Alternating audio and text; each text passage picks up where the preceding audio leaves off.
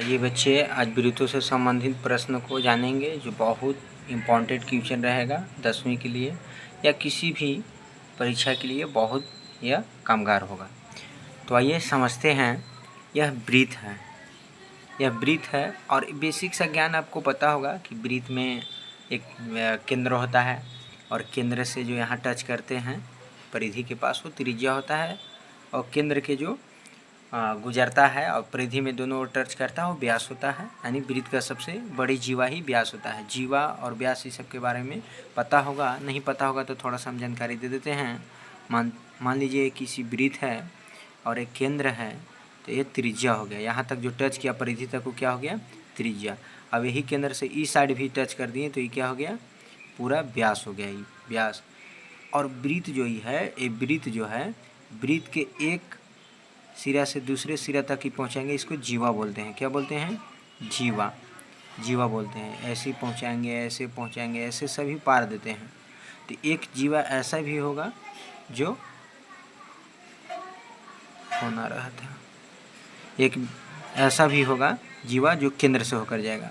तो इस जीवा को हम व्यास बोलने लगेंगे। ये भी जीवा है, ये भी जीवा है, ये भी जीवा, सभी जीवा है, ये भी जीवा ही है, व्यास भी जीवा ही है।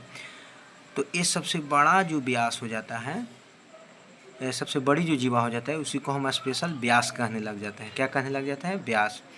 तो ये नॉर्मल सा ज्ञान है। और एक जीवा मान लीजिए वृत्त है, केंद्र से ऐसे जो हम ऐसे गुजार रहे हैं तो ये होता है चाप। ये क्या होता है? चाप। फिर से बता रहे हैं। मान लीजिए वृत्त है, ये क्या है? वृत्त। केंद्र है, यहाँ गुजारे। ये वृत्त है, ये केंद्र है, अब की केंद्र से गुजारे। तो ये जो यहाँ से जो यहाँ ये जो बौकली जैसा टेढ़ हुआ इसको क्या बोलते हैं? चाप। क्या बोलते हैं? चाप। इसको क्या बोलते हैं? तो ये भी चाप हो जाता है, चाप। और जो वृत्त से आधे बराबर हो जाता है तो इसलिए इसको अर्धवृत्त ही बोल सकते हैं। जो व्यास से जो कटाता है चाप वो अर्धवृत्त हो जाता है। आधा माने आधे आध हो जाता है। ये आधे आध नहीं है, छोटा है बौकली, ये बड़ा है। तो ये छोड़िए, ये बेसिक सा ज्ञान था। आइए हम आज 10वीं लेवल के प्रश्न जो है इससे हम हल करेंगे। वृत्त से संबंधित में 10वीं लेवल के क्या क्या हमसे आएगा और क्या क्या पूछेगा। ये वृत्त का स्पर्श रेखा है। क्या है बच्चे? स्पर्श रेखा। स्पर्श रेखा याद रखिएगा, ये कोई बाहरी बिंदु है जिसको बाह्य बिंदु बोलते हैं। क्या बोलते हैं? बाह्य बिंदु, यानी बाहरी बिंदु। बाहरी बिंदु से एक यहाँ पर जो स्पर्श रेखा खींचे हैं यह त्रिज्या से स्पर्श रेखा 90 डिग्री का कोण बनाता है। कितना डिग्री का कोण बनाता है? 90 डिग्री का। अर्थात स्पर्श रेखा जो है, स्पर्श रेखा पर ये जो त्रिज्या होता है लंब होता है। हम क्या बोले? त्रिज्या जो होता है, त्रिज्या स्पर्श रेखा पर लंब होता है। स्पर्श रेखा पर लंब होता है। क्या होता है? लंब होता है। इस चीज़ को आप समझिएगा। ये वृत्त के त्रिज्या जो हुआ स्पर्श रेखा, देखिए यहाँ से है, इसको हम मैंने भी भेज सकते हैं ऐसे। तो ये जो स्पर्श रेखा जो हुआ, स्पर्श रेखा, इस पर त्रिज्या क्या हो गया? लंब अर्थात 90 डिग्री का कोण। इसको यहाँ पे समझते हैं। ये मान लीजिए वृत्त है और यह स्पर्श रेखा है, ये थी हो गया स्पर्श रेखा है। तो ये केंद्र से त्रिज्या यहाँ होगा। अब ये त्रिज्या स्पर्श रेखा पे क्या होगा? 90 डिग्री कोण में अर्थात लंब होगा। तो याद रखिएगा त्रिज्या जो होता है वो स्पर्श रेखा पर लंब होता है। स्पर्श रेखा है क्या?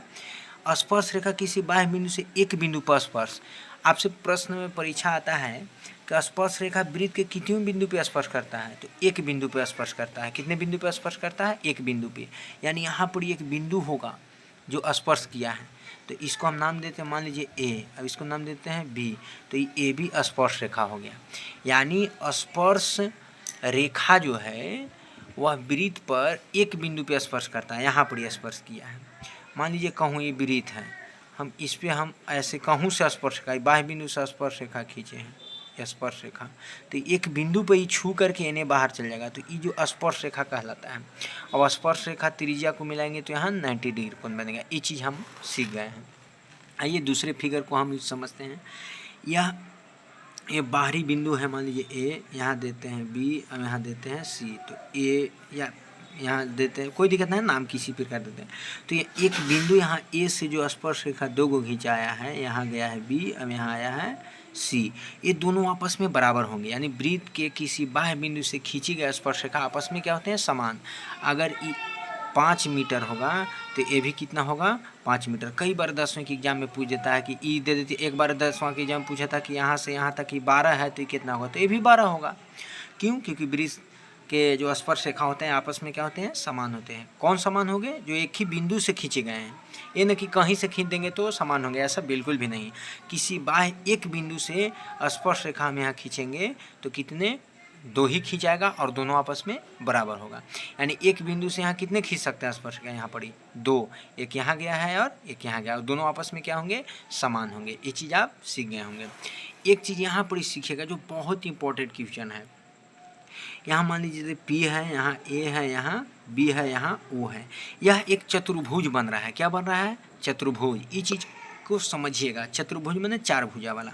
चतुर्भुज कहना है, देखिएगा यहाँ 1 भुजा, इन्हें 2 भुजा, इन्हें 3 भुजा, अब यहाँ ये 4 भुजा। इसको हम बाहरी निकाल के समझाते हैं। ऐसे था, ऐसे था, ऐसे था, ऐसे था। ये चतुर्भुज है, 4 भुजा। ये क्या है? 4 भुजा है। इसका नाम देते हैं P है, A है, O है, B है। 4 भुजा है, 1 भुजा, 2 भुजा, 3 भुजा, 4 भुजा। तो ये चतुर्भुज हो गया। तो चतुर्भुज में जो 4 भुजा वाला है, उस चतुर्भुज में सभी अंतःकोणों का योग कितना होता है बच्चे? 360। आपको पता होगा, जैसे में आप पढ़े भी होंगे कि वर्ग में चारों कोणों का ये जो वर्ग है, ये जो बराबर बराबर होता है, ये सब मिला के कितना होता है? 360। तो चतुर्भुज किसी प्रकार का हो, 360 डिग्री का अंतःकोण बनेगा। सभी चारों कोणों का योग कितना होगा? 360। तो यहाँ पर भी 360 ही होगा। तो यहाँ हम जानते हैं पहले से कि स्पर्श रेखा है। यह स्पर्श रेखा पे कितना डिग्री कोण बनेगा?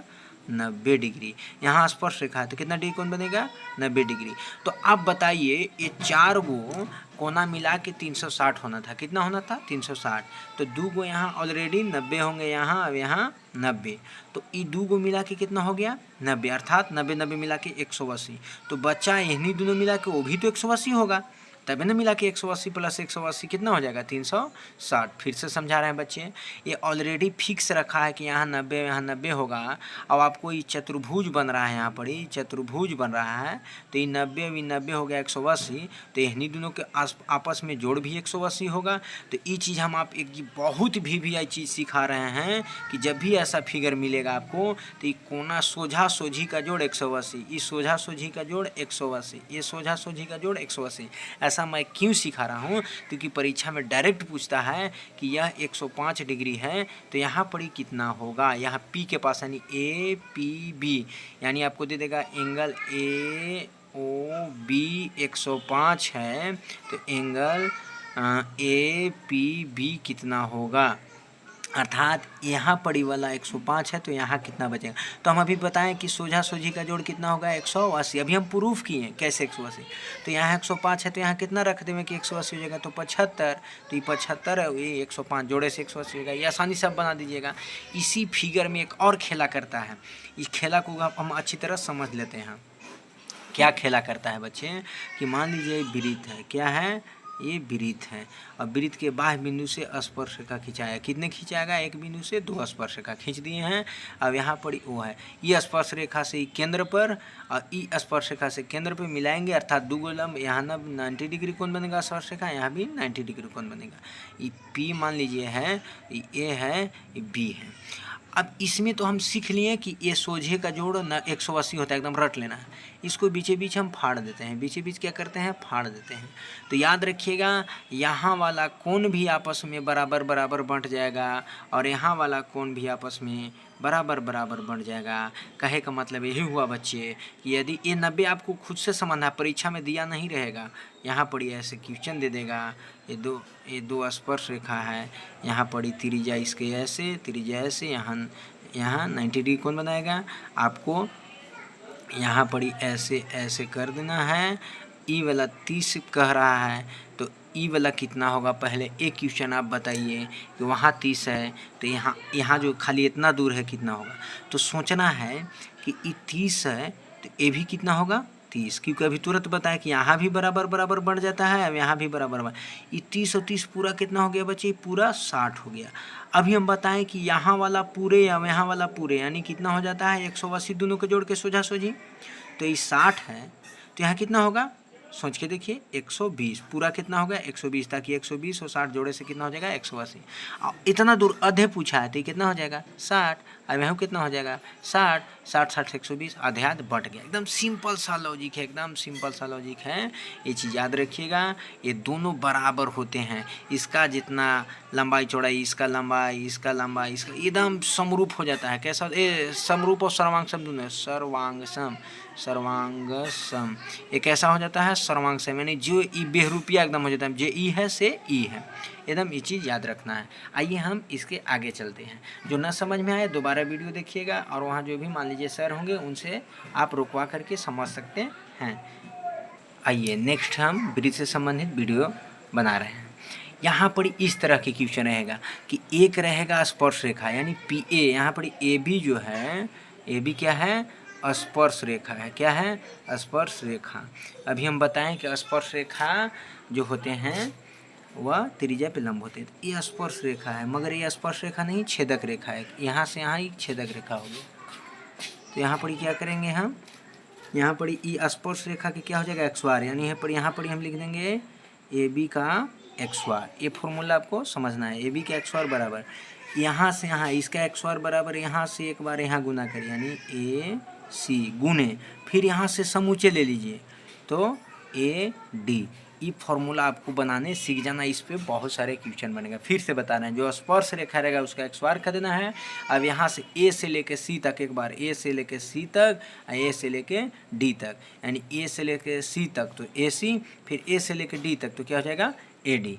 ये आपको एकदम बना लेना है, हर हाल में बहुत भी आई है, इतना भी आई है कि आपको बहुत काम आएगा, 10वां में भी काम आएगा और आगे भविष्य में भी आपको काम आएगा यदि पढ़ाई जारी रखें तो। इस प्रकार अब ए होगा, उसमें क्या था कि एक स्पर्श रेखा था, अब एक यहाँ जाके छेद कर रहा था, छेदक रेखा था, यहाँ से यहाँ पार कर दिया था। यहाँ पर ही क्या था कि दोनों छेदक कर रहा है, यानी यहाँ से यहाँ गया है यहाँ, यानी यहाँ वाला जो नीचे वाला कंडीशन था आपकी दोनों वही है। तो फिर हम उसी करेंगे, यहाँ ई साइड वाला के क्या किए थे कि यहाँ से यहाँ, यानी एक बार यहाँ से यहाँ चलेंगे, और यहाँ से यहाँ तो एक लात मारिए तो यहाँ आएगा ए सी, फिर यहाँ से बड़का डेंग मारिए तो क्या आ जाएगा ए डी। यहाँ भी वही करिए ऊपर वाला के साथ, यहाँ से एक डेंग मारिए तो क्या हो जाएगा ए बी गुने, यहाँ से आप बड़का डेंग मारिए तो क्या हो जाएगा ए सी बराबर, फिर एक में उसी के छोटका डेंग मारिए तो ए डी गुने, यहाँ से ये बड़का डेंग मारिए तो ए ई। ये फार्मूला बना, ये चीज़ याद रखिएगा। ये दो टाइप का क्वेश्चन बहुत परीक्षा में आता है, और जो पीछे वीडियो बनाए जो भी बनाए हैं सब परीक्षा में आता ही आता है। इस तरह के क्वेश्चन आपको यदि आए तो कैसे बनाना है, आप सभी फिगर को देखिएगा, गाइड वुड में ज़रूर मिलेगा आपको, सब फिगर मिलेगा, इसलिए आपको बहुत सीखना ज़रूरी है। यहाँ पे हम क्या करेंगे, ये तो बहुत आसान है, यहाँ से यहाँ करेंगे तो ए ओ गुने, यानी ई वाला ए ओ क्या हो गया ए ओ गुने, वहाँ से ओ सी गुने क्या कर देंगे ओ सी बराबर, यहाँ से क्या करेंगे ई वाला ई डंटवा ओ डी ओ या ओ डी लिखिए डी ओ गुने, यहाँ से बी ओ बी ओ। इस चीज़ को फिर से समझिएगा, ई क्या है, मान लीजिए ए है, ऐसे कटकुट रहेगा, ए है बी है सी है डी है, यहाँ पर ही ओ है, तो आपको क्या करना है ई डंटवा गुने ई डंटवा। फिर से बता रहे हैं ई डंटवा गुने ई डंटवा, तो ई डंटवा क्या हो गया यहाँ से यहाँ तक तो ए ओ गुने ई डंटवा क्या हो गया बच्चे, तो ई डंटवा हो गया ओ सी बराबर। अब की ई वाला डंटवा तो क्या हो जाएगा बी ओ गुने ए वाला डंटवा तो क्या हो जाएगा डी ओ या ओ डी, कोई दिक्कत नहीं है डी ओ। ये फार्मूला आप बनाने के लिए सीख गए होंगे। सभी फार्मूला को आप बढ़िया तरीके से लिखते चलेगा, उतारते चलेगा और समझते चलेगा। चलिए फिर हम अगले बनाते हैं। आइए अब यहाँ पर ही हम लोग समझते हैं कि वृत्त के अंदर त्रिभुज और वृत्त के बाहर त्रिभुज। यहाँ ध्यान दीजिएगा, ये त्रिभुज जो है समबाहु त्रिभुज है। कैसा त्रिभुज है, समबाहु त्रिभुज। यहाँ पर भी क्या है, समबाहु त्रिभुज है, समबाहु त्रिभुज है। यहाँ पर ये समकोण त्रिभुज है। कैसा है, समकोण त्रिभुज है। यहाँ पर भी यह समकोण त्रिभुज है। ये दो पार्ट में इसको हम पढ़ते हैं। यहाँ पर दोनों सेम ही है। यह वृत्त के अंदर समबाहु त्रिभुज है, वृत्त के बाहर समबाहु त्रिभुज है। यहाँ पढ़िए, वृत्त के अंदर समकोण त्रिभुज है और वृत्त के बाहर समकोण त्रिभुज है। ये बहुत ज़्यादा परीक्षा में पूछता है। एक बच्चे हम आपको एक फॉर्मूला बताते हैं, आर बराबर ये जो है, अच्छा बड़ा वृत्त कौन होगा, ये वाला होगा या ये वाला होगा? तो वृत्त जो बड़ा होगा ये ई वाला होगा, क्योंकि ये बाहर है, अब ये अंदर है तो ये छोटा होगा। तो एक चीज़ आपको याद रखना है कि इसके बड़ा आर बराबर लिखेंगे, अब इसको छोटा आर बराबर लिखेंगे। देखने में बड़ छोट लग रहा है, इसको मत जाना है आपको। आप सोच के देखिए ना कि यदि वृत्त त्रिभुज को कोई बाहरी बनेगा तो बड़ा बनेगा, और त्रिभुज वही त्रिभुज का यदि अंदर बनेगा तो छोटा हो जाएगा। फिगर से बड़ा छोटा मत जाइएगा कि सर ये बड़ा है छोटा है, ये चीज़ लॉजिक माइंड में लगाइएगा कि वृत्त के अंदर बनेगा वो क्या होगा, वृत्त, वृत्त आर हम लिखें, अर्थात वृत्त त्रिभुज के बाहर तो बड़ा वृत्त, आई त्रिभुज के अंदर तो छोटा वृत्त। ये फिर से बता रहे हैं, त्रिभुज के बाहर वृत्त तो बड़ा वृत्त, अभी त्रिभुज के अंदर वृत्त तो छोटा वृत्त। जो छोटा वृत्त बनेगा तो त्रिभुज बड़ा बनेगा, और बड़ा वृत्त बनेगा तो त्रिभुज छोटा बनेगा। ये चीज़ को समझ में आ रहा है? इसका फॉर्मूला, अच्छा दो फॉर्मूला हम आपको बताते हैं, बताइएगा बड़ कौन होगा। एक है a/√3, अब एक है a/2√3। इसमें बड़ कौन है छोट कौन है, अब बताइए। दो फॉर्मूला है, एक है a/√3, अब एक है a/2√3। आप बताइए बड़ ई राइट देने वाला है या लेफ्ट देने वाला बड़ है? तो आप बताइएगा कि बड़ा कौन है, ए। क्यों बड़ा है? क्योंकि ए भुजा है, कोई भी भुजा देले रहेगा, 10 मीटर 5 मीटर कितना हो भुजा देले रहेगा। भुजा किसका होता है, वृत्त का नहीं ना, किसका होता है, त्रिभुज का। तो त्रिभुज का भुजा देले रहेगा, तो आपको यहाँ पर ही √3 से भाग दीजिएगा। अब यहाँ पर √3 से भाग देगा और 2 और ज़्यादा से भाग दे देगा, तो इसमें ज़्यादा भाग दिया जाएगा तो छोटा टुकड़ा हो जाएगा, अर्थात ये छोटा है वे बड़ा है। तो सेट कर लेंगे यहाँ पर बड़का जो है, बड़का वृत्त, उसके लिए फॉर्मूला हो जाएगा a/√3। इसको रटना, खाना, चबाना, पी जाना है। यहाँ पर छोटका के लिए हो जाएगा a/2√3। इसको याद रखना है, डायरेक्ट याद कह देगा कि इसको बोलेंगे कि समबाहु त्रिभुज के अंतःवृत्त है, ये समबाहु त्रिभुज के बाह्यवृत्त है। तो अंतःवृत्त का फॉर्मूला आर बराबर, यानी चाहे त्रिज्या देगा तो भुजा पूछेगा, या भुजा दे देगा तो त्रिज्या पूछेगा। त्रिज्या हो सके आपको क्षेत्रफल पूछ जाए, तो त्रिज्या पता चल जाएगा तो क्षेत्रफल पता चल जाएगा। तो ये चीज़ समझना है, इसको बढ़िया तरीके एकदम माइंड में सेट करके रखना है, एक बार दो बार वीडियो देखते रहना। आइए इसको समझते हैं। यहाँ पर ही है समकोण त्रिभुज के बाहर, तो ए है PP मने लंब, ई है B, अभी है H। इस सबसे आसान हो जाता है जब अंदर रहता है, तो यहाँ पर R बराबर क्या हो जाएगा बाबू, तो ये व्यास का काम करे लगता है। ये जो H है किसका काम करे लगता है, व्यास का। तो व्यास इसका आधा कर देंगे, त्रिज्या हो जाएगा, अर्थात h/2। फिर से समझिएगा बच्चे, कर्ण का आधा ही त्रिज्या हो जाता है। अरे इन सब मिटार देंगे, सब मिटार देंगे तो व्यास हो जाएगा, अर्थात ये जो कर्ण है वही व्यास हो जाएगा। तो त्रिज्या बराबर क्या होता है, व्यास/2, अर्थात h/2। इसमें आपको लॉजिक थोड़ा सा लगाना है। मान लीजिए त्रिज्या है, इसको करना क्या है, इसका त्रिज्या हम कैसे निकालेंगे, तो r बराबर लिखना है, इसको P है, ये B है, वे H है। तो P + B यानी लंब प्लस आधार और माइनस में कर्ण और /2। इसको आपको याद रखना है कि इसमें R निकालना होगा। तो कैसे, हाँ सर इसमें बड़ा कौन है छोटा कौन है, तो ये बड़ा हो गया तो इसको बड़ा R लिख लीजिए, और इसको आप छोटा R लिख लीजिए। तो P + B - h/2। ये अच्छी तरह समझ गए होंगे, एक बार फिर से इस चीज़ को देख लीजिएगा। धन्यवाद।